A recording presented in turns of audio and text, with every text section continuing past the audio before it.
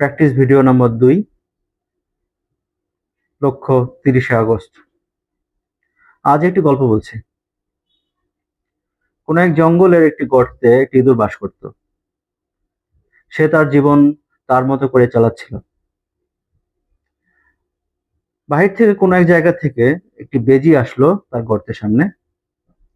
তার লক্ষ্য ইঁদুরকে দিয়ে সকালের নাস্তা সম্পূর্ণ করবে। গর্তের সামনে সে অপেক্ষায় বসে রইল। যেই না সে গর্তে হামলা করতে যাবে, কোথা থেকে যেন একটি সাপ এসে হাজির হলো। আমরা সকলে জানি ইঁদুর এবং সাপের কি ধরনের সম্পর্ক থাকে। যথারীতি তারা একে অপরের উপর হামলা করলো, একজন একজনকে আঘাত করতে লাগলো। দূরে গর্তে বসে ইঁদুর বেচারা ভাবলো এবারের মতো হয়তো সে বেঁচেই যাবে। তা এখনই সময় তার এখান থেকে পালাবার।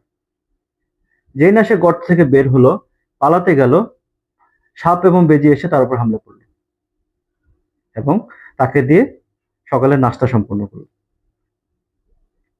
আমরা সকলে জানি সাপ এবং বেজি জাতশত্রু, কিন্তু নিজের প্রয়োজনে তারা দুজনে এক হয়ে ইঁদুর বেচারার প্রাণ হরণ করলো।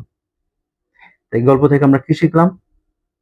এই গল্পটি আমাদের শেখাচ্ছে এখানে ইঁদুর হচ্ছে জনগণ, সাপ এবং বেজি হচ্ছে আমাদের দেশের রাজনৈতিক দলগুলো। যখন প্রয়োজন হয় তারা এক হয়ে আমাদের জনগণের ক্ষতি করে, জনগণের বিরুদ্ধে কাজ করে। যখন প্রয়োজন হয় তারা একে অপরের বিরুদ্ধে কাজ করে, তারা নিজেদের নিয়ে ব্যস্ত থাকে।